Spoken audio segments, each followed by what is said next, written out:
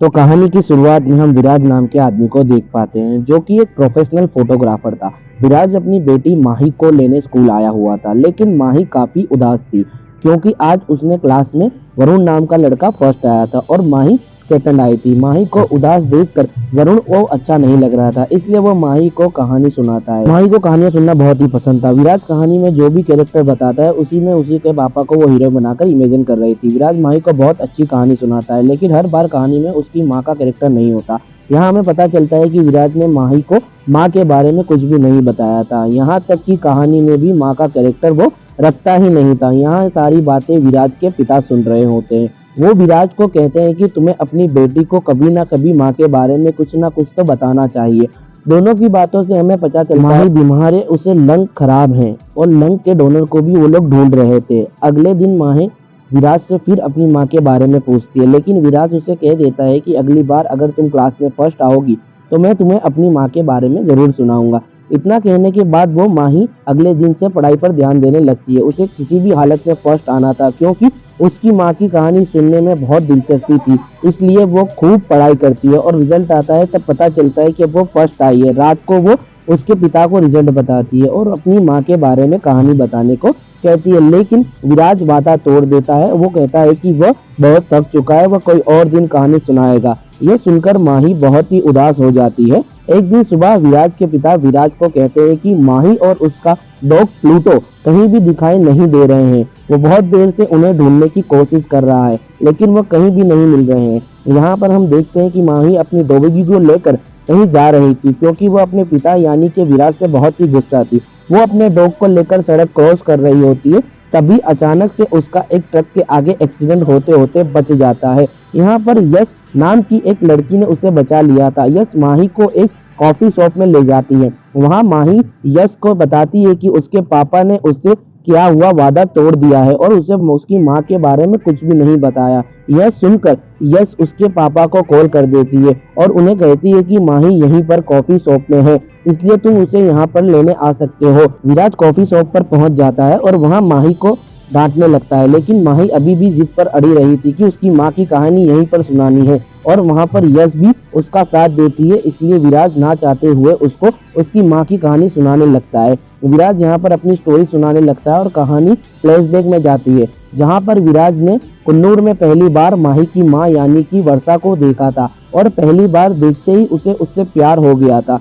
यहीं पर माही कहानी को स्टॉप करती है और कहती है कि मैं तुम्हारे कैरेक्टर में तो तुमको पुट कर देती हूँ, लेकिन माँ के कैरेक्टर में मैं किसे पुट करूँ।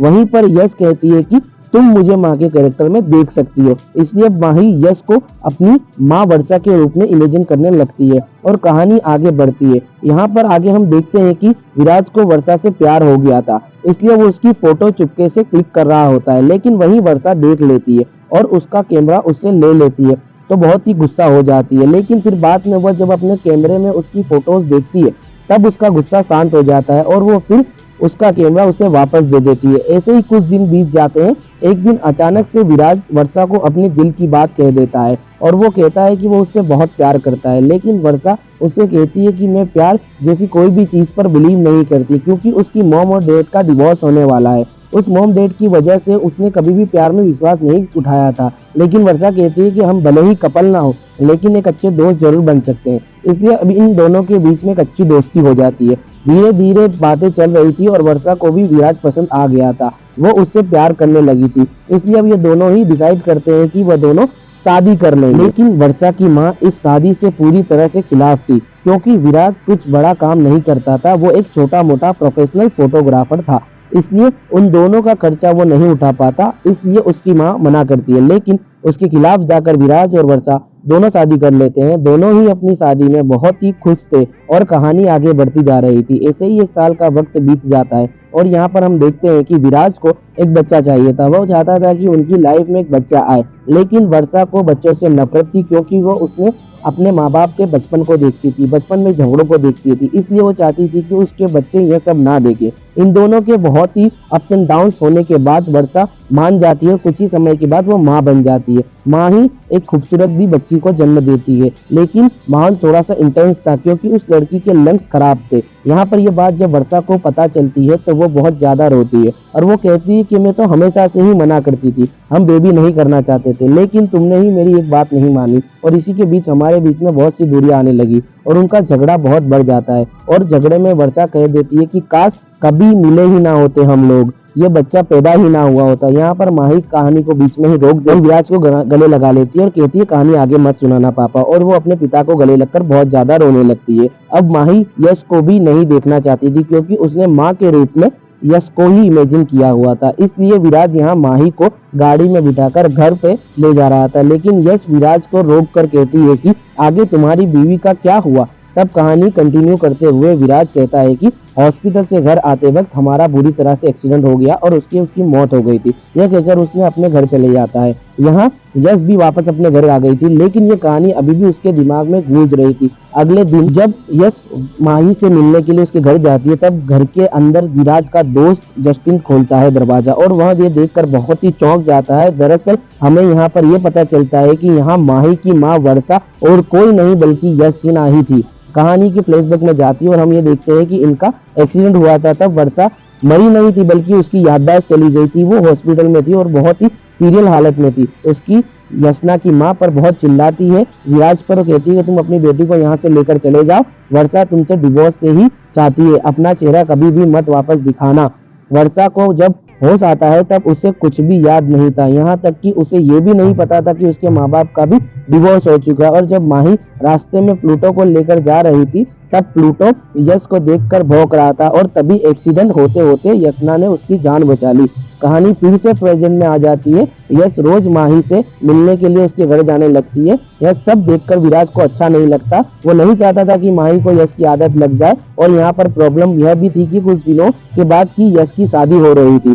विराज नहीं चाहता था कि वो माही के साथ रहे और फिर माही का दिल टूटे, जिसके बाद हम यश और उसके फियांसी को देख पाते हैं। वो एक बहुत बड़ा सर्जन था और यश से बहुत प्यार करता था। वो दोनों ही आज मिलने वाले थे, लेकिन यश यहाँ बहाना करके विराज के घर आ जाती है। लेकिन विराज और माही दरअसल में गोवा में थे, क्योंकि माही का जन्मदिन था, इसलिए विराज माही को गोवा लेकर आ गया था। क्योंकि यश और माही बहुत ही मिलने लगे थे, लेकिन यश को यहाँ पता चलता है कि माही गोवा में है, इसलिए वो भी गोवा में आ जाती है और यश की बर्थडे पर सरप्राइज पार्टी देती है।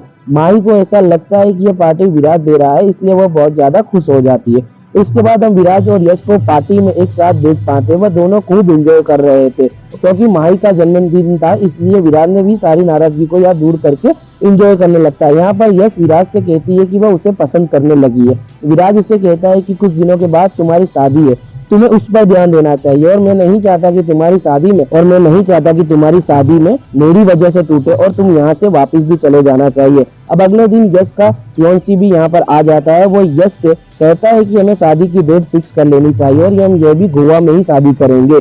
दूसरी ओर विराज के पास हॉस्पिटल से कॉल आता है और उसे मालूम चलता है कि उन्हें लंग का डोनेटर मिल गया है, लेकिन अभी भी ऑपरेशन में खतरा है क्योंकि माही अभी भी बहुत छोटी है।